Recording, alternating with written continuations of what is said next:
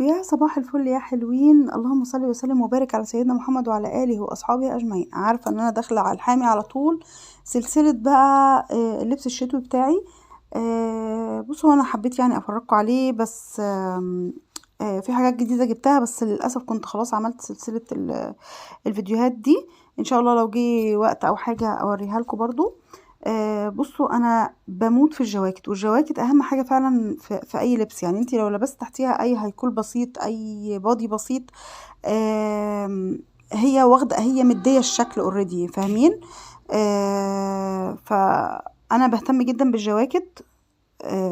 بحب قوي ده طبعا ده زي فورير كده بلبسه مثلا فوق. يعني لو انا في فرح او حاجه ليليه يعني، او في سهره بالليل، ما بنسهرش بالليل يعني. بس لو في افراح وحاجات كده يعني، بحب انزل بحاجه زي كده. كنت جايباه لعلمكم، كنت جايباه سعره كان بسيط جدا. انا جايباه من مده كبيره قوي. انا عندي جواكت من مدد، انا بحافظ على حاجتي لاني بحب قوي قوي. يعني بحب اللبس الشتوي جدا. فبصوا هو زي ما هو يعني خطير. بصوا الجاكيت ده، الجاكيت ده مش من مصر. الجاكيت ده شوفوا هو شيك جدا، بيدفي بشكل فظيع، و يعني كل حاجة فيه حلوة جدا، بس في عيب خارق اهو اكيد ظاهر قصادكم. الجاكيت ده من الريش، يعني محشي جوه ريش، تمام؟ ف يعني بصوا دي ماركة أجنبية أساسا، هو جايلي من بره.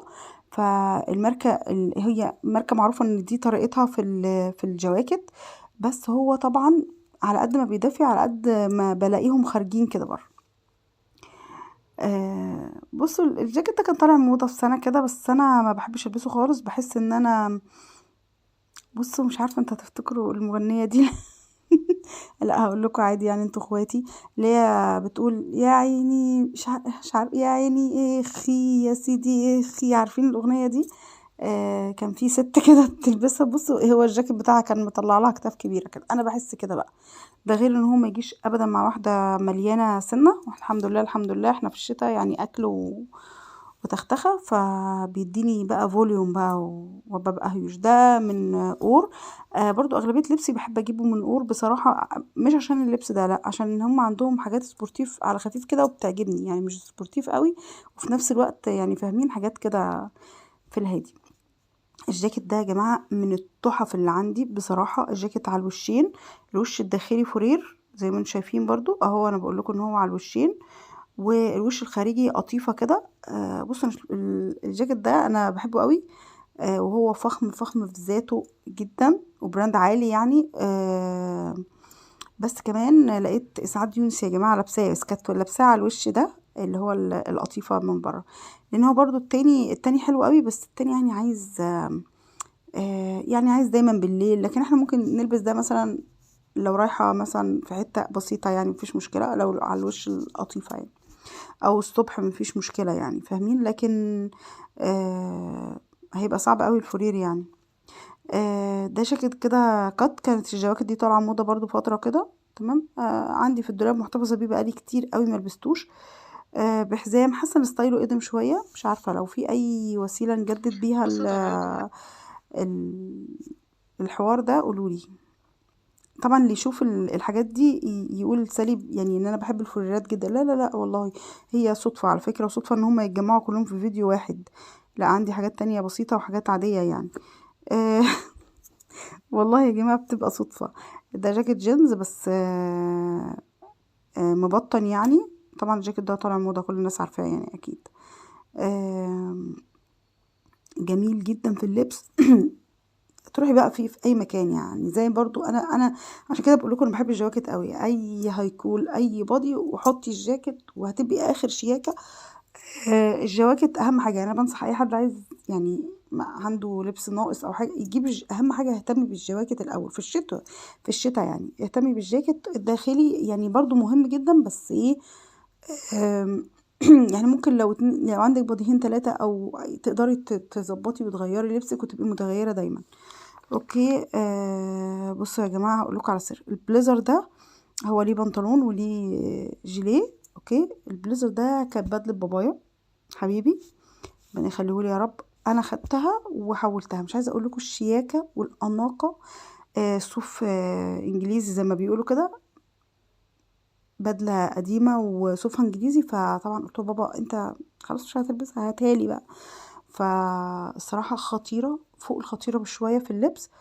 انا بقى عملتها يعني ايفتها يا جماعه على ذوقي، وخليت الخياط بتاعي يعملها لي. بصوا هو ظبطها بصراحه تظبيطه تحفه تحفه تحفه. مش عارفه انا جبت جيليه، جبته. بصوا شيك لو لبسته لوحده على البنطلون شيك، لو عليه ال الجاكيت شيك شيك يعني. هو بصراحة تري شيك يعني، حلو قوي قوي قوي بصراحة يعني. بتكلم فرنساوي بقى، تري شيك وحاجات كده يعني. المهم ان هو شيك قوي بجد يعني. من القطع اللي انا بموت فيها، وهي شيك قوي فعلا. في الدولاب يعني. بقول لكم الصوف ده. بصوا الجاكيت ده حلو جدا، بس غير مفهوم. كان طالع فترة يعني بلونه كده الموفي ده، كان طالع فترة كده حلو قوي. هو سبورتيف وانا بحب قوي. الفترة دي بقيت بحب قوي اللبس السبورتيف. انا مكنتش كده خالص، وواضح جدا من الازياء الجميلة اللي قدام يعني. بس الفترة دي بقيت بحب السبورتيف. بحب دايما يكون عندي حاجات تناسب. انا مشاويري كلها يا جماعة عبارة عن نادي يعني، عبارة عن نادي وماما يعني. ده جاكيت برضو مش عارفة، هو مش باين قوي، هو بامب اساسا، بس هو مش بس بامب على الهادي يعني.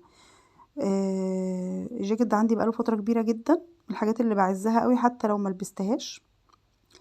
بس يعني من الحاجات اللي مش هتخلى عنها، لانها كانت من هدايا جوزي ليا في واحنا مخطوبين وكده. كان معاها شوية حاجات كده مش فاكراهم، بس هو ده اللي انا محتفظة بيه لغاية دلوقتي يعني. وشكله شيك قوي في اللبس بصراحة، بس يعني بقالي فترة ما بلبسوش لان هو ادم. فالواحد طبعا طبعا دماغه بتوديه للجديد دايما يعني.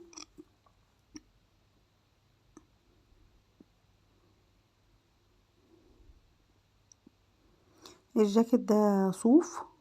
بصوا الرسمة بتاعته. كل الحاجات دي على فكرة كانت يعني انا دايما لما بشتري حاجة مثلا بشتري قطعة، او الفترة دي يعني قطعة او كده كلاسيك واكتر من قطعة بقى سبورتيف. يعني بقيت دايما مهتمية بالسبورتيف اكتر. فبس هو طبعا هم 4 فيديوهات يا جماعة، انا قسمتهم على 4 فيديوهات. فما تاخدوش عني انطباع معين يعني، لا لسه يعني انا عندي حاجات مختلفة يعني.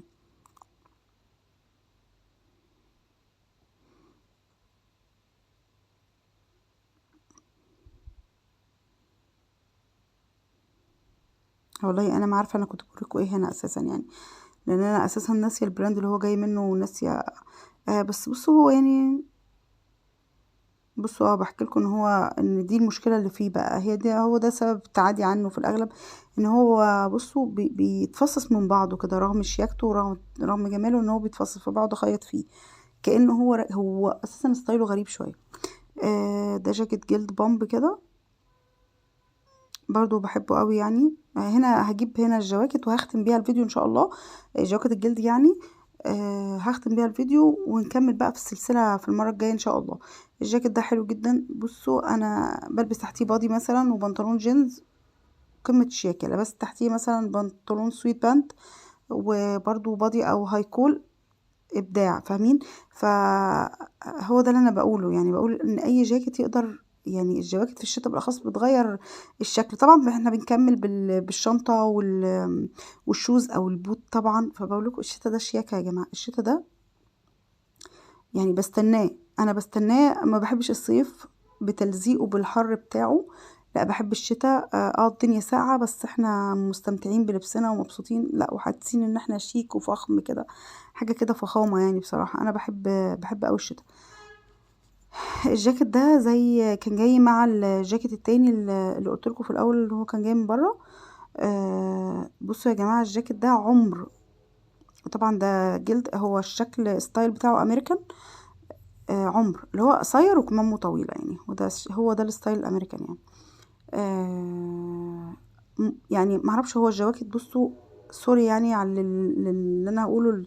البراندات لا زارا بيتقطع. جس بيتقطع، جس يا جماعة اللي بالالافات بيتقطع. فانما ده ما شاء الله يعني بصراحة عايش معايا عمر طويل، سنين انا نسياها اساسا فاهمين. يمكن 8 سنين 9 سنين ما حصلش فيه حاجه. انما اي حاجه يعني انا مش مصدقه ان حاجه ممكن اجيبها بالافات تتقطع. يعني انا عايزه افهم ايه العيب. يعني في ناس اروح لهم يقولوا لي اصل الجلد الطبيعي هو اللي بيتقطع، في ناس بياكل نفسه، وناس اروح لها تقول لي اصل الجلد الصناعي هو اللي بيتقطع، هو اللي بياكل نفسه. فانا مش عارفه ايه الصدق. المهم انا هختم بالجاكيت التحفه التايجر ده. الالوان مغمقه شويه، هو افتح من كده سيكه، هو قصير برضو، ستايلوش يعني زي امريكان كده برضو، ممكن تربطيه وممكن لا. آه جاكيت جميل وجاي على واسع كده، مش جاي على ضيق، فاهمين؟ هو ليه ستايل معين كده. البنات اللي بيحبوا الجيب او حاجه يقدروا يلبسوه برضو، بس انا ما بحبش الجيبات عليا لان انا صنونه قوي. بس انا بحب الجاكيت ده قوي، يعني حبيت ان انا اخده، بلبس تحتيه اسمر في اسمر، مش بنوع خالص. لو حاجه بقى تانية قولوا لي وعرفوني، بس انا مش لاقيه حاجه ليه ان انا البس اسمر في اسمر. بصوا هو الليزر شبكله ايه. سلام.